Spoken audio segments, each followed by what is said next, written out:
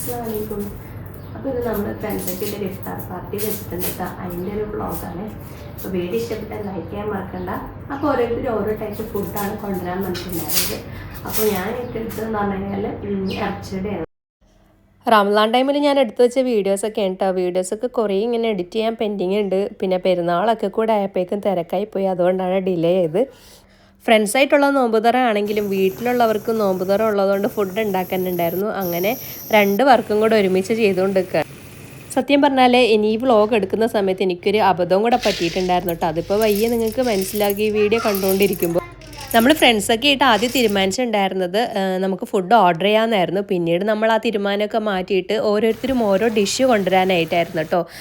Friends ഓരോരുത്തരും കേരളത്തിൻ്റെ പല പല ഭാഗത്തു നിന്നായതുകൊണ്ട് അവരുടെ നാട്ടിൽ ഓരോ ട്രഡീഷണൽ ഫുഡൊക്കെ നമുക്ക് ടേസ്റ്റ് ചെയ്യാൻ സാധിച്ചു ഈ ഒരു ഇഫ്താർ വഴി.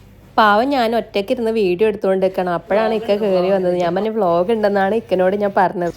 തേഴ്സ്ഡേ തന്നെ ഞാൻ ഇറച്ചിയുടെയൊക്കെ ഉള്ള ഫില്ലിംഗ് ഒക്കെ റെഡിയാക്കിയിട്ട് ഞാൻ ഫ്രീസറിൽ സ്റ്റോർ ചെയ്യുകയാണ് ചെയ്തത്. കാരണം എന്ന് വെച്ചാൽ ഫ്രൈഡേ എനിക്ക് സവാള കട്ട് ചെയ്ത് പിന്നെ അതുപോലെ തന്നെ ബീഫൊക്കെ വേവിച്ചെടുത്ത് മസാല ആക്കി പിന്നെ ഈ ഒരു മാവൊക്കെ പരത്തി അച്ചിൽ റെഡിയാക്കി എടുത്ത് പൊരിച്ച് വരുമ്പോഴേക്ക് എന്തായാലും ടൈം വൈകുമെന്നറിയാം. കാരണം ഇത് നോമ്പുതറ ആകുമ്പോൾ നമ്മൾ ആ ഒരു ടൈമിന് ചെല്ലണം.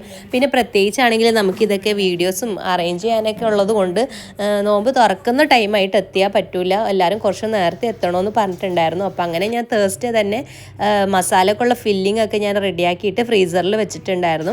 പിന്നെയെന്ന് വെച്ചാൽ എനിക്ക് ഫ്രൈഡേ ഇൻഷുവിൻ്റെ റിസൾട്ട് ഡേ ആയിരുന്നു. അപ്പോൾ അങ്ങനെയാണെങ്കിൽ രാവിലെ സ്കൂളിൽ പോയിട്ട് ഉച്ചയാകുമ്പോഴാണ് എനിക്ക് അവിടെ വീട്ടിലേക്ക് തിരിച്ചെത്താൻ പറ്റിയത്. അപ്പോൾ പിന്നെ വന്നിട്ട് ഇതെല്ലാം കൂടെ നടക്കാത്തതുകൊണ്ട് ഞാൻ തേഴ്സ്ഡേ തന്നെ എല്ലാം റെഡിയാക്കി വെച്ചിട്ടുണ്ടായിരുന്നു.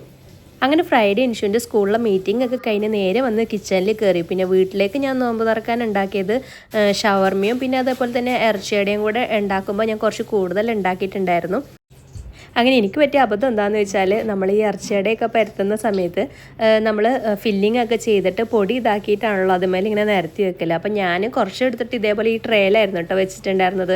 അത് കഴിഞ്ഞ് ബാക്കി ഞാൻ ഇതേപോലെ പരത്തി വെച്ചിട്ടുണ്ടായിരുന്നത് ഈ ഒരു പാത്രത്തിൻ്റെ ഉള്ളിലായിരുന്നു. പക്ഷേ അത് ഒന്നിൻ്റെ മേലെ ഒന്നായിട്ട് ഇങ്ങനെ ഒട്ടി പോയിട്ട് ലാസ്റ്റ് ഒരെണ്ണം എടുക്കുമ്പോഴേക്ക് അതിലെല്ലാം കൂടെ കൂടി വന്ന് ഈ ഒരു കോലത്തിലായി. അപ്പോൾ ഇക്കൻ്റെ വായിൽ നിന്ന് നല്ല ചീത്ത കേട്ടു. പ്രത്യേകിച്ച് എനിക്കാണെങ്കിൽ സമയവും ഇല്ലല്ലോ.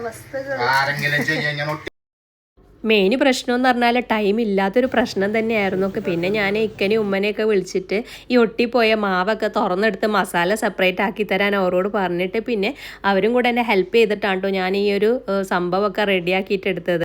അങ്ങനെ ഇതെല്ലാം സെറ്റാക്കിയിട്ട് ഞാനും മക്കളൊക്കെ കൂടെ വീനും നമ്മുടെ ഗാർഡനിലേക്ക് പോയിട്ടോ. നമ്മുടെ റൂമിൻ്റെ അടുത്ത് തന്നെയാണ് ഈ ഒരു റിഫ ഗാർഡൻ വരുന്നത്.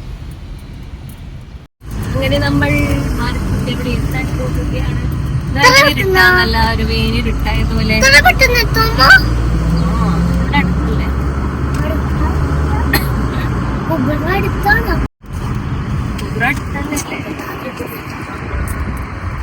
അങ്ങനെ ഞാൻ ഗാർഡനിലെത്തുന്ന സമയത്ത് ജംഷിൻ്റെ വണ്ടി ഉണ്ട് അവിടെ കാണുന്നത്. അതുപോലെ തന്നെ മെർജിയും ഷർമിത്തയൊക്കെ അവിടെ പാർക്കിൽ എത്തിയിട്ടുണ്ടെന്ന് ഇൻഫർമേഷൻ കിട്ടിയിട്ടുണ്ടായിരുന്നു. അങ്ങനെ പിന്നെ ഞാൻ സാധനങ്ങളൊക്കെ ആയിട്ട് ഉള്ളിലേക്ക് കയറാൻ പോവാണ്.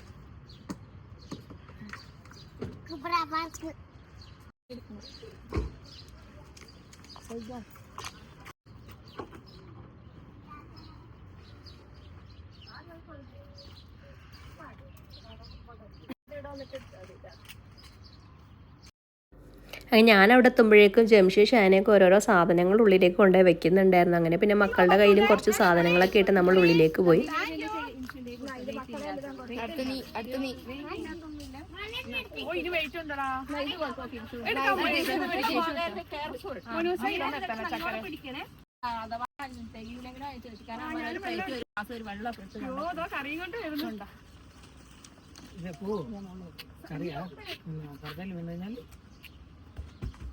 വീഡിയോ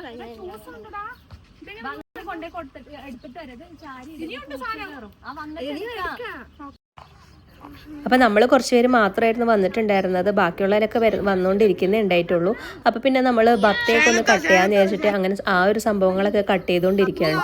നമുക്ക് വിരിക്കാനുള്ള സാധനങ്ങളൊക്കെ വേറെ ഫ്രണ്ട് വരുമ്പോഴാണ് കൊണ്ടുവരുന്നത്. അപ്പം നമ്മൾ വിചാരിച്ചു ഈ ഒരു ബത്തയൊക്കെ കട്ട് ചെയ്തിട്ട് റെഡിയാക്കുമ്പോഴേക്കും അവരൊക്കെ എത്തുമല്ലോ എന്ന്.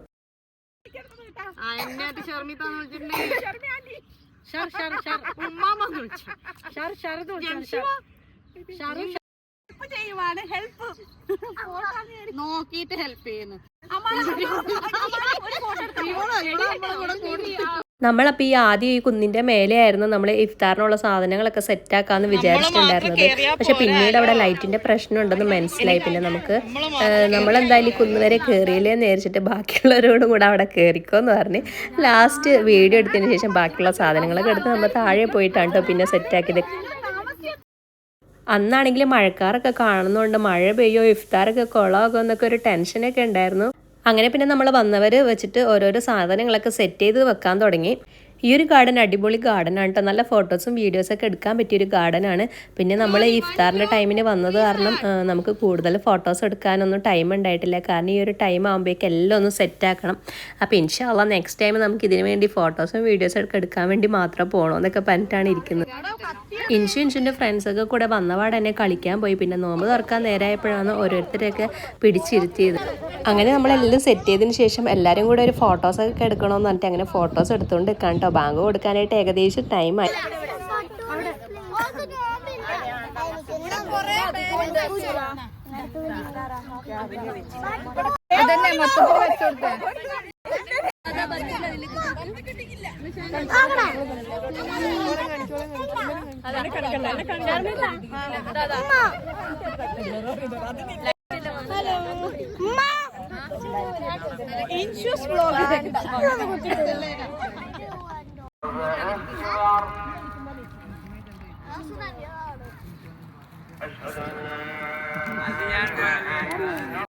അങ്ങനെ നമ്മൾ നോമ്പ് തുറന്നതിന് ശേഷം നിസ്കാരം എല്ലാം കഴിഞ്ഞതിന് ശേഷം പിന്നെ ഒന്ന് ഫ്രണ്ട്സൊക്കെ ആയിട്ടൊന്ന് സംസാരിക്കാനായിട്ട് നമുക്ക് ടൈം കിട്ടിയത്.